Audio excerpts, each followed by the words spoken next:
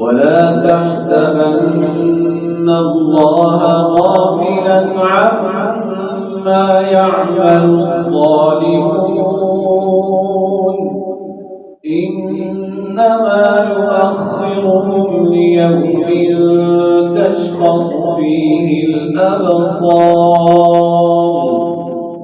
مهطعين مقنعي رؤوسهم لا يرتد إليهم طرفهم وأفئدتهم هواء وأنذر الناس يوم يأتيهم العذاب فيقول الذين ظلموا ربنا أخرنا إلى أجل قريب نجب دعوتك ونتبع الرسل أولم تكونوا أقسمتم من قبل ما لكم من زوال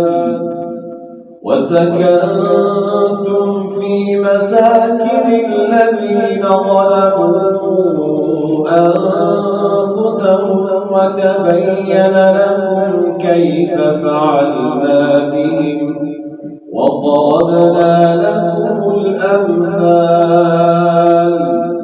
وقد مكروا مكرهم وعند الله مكرهم وإن كان مكرهم لتزول منه الجبال فلا تحسبن الله مخلف وعده رسله إن الله عزيز ذو انتقام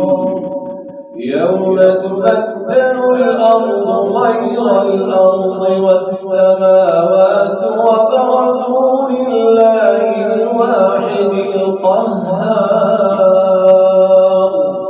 وترى المجرمين يومئذ مقرنين في الأصفاد سرابيلهم من قطران وتغشى وجوههم النار ليجزي الله كل نفس ما كسبت إن الله سريع الحساب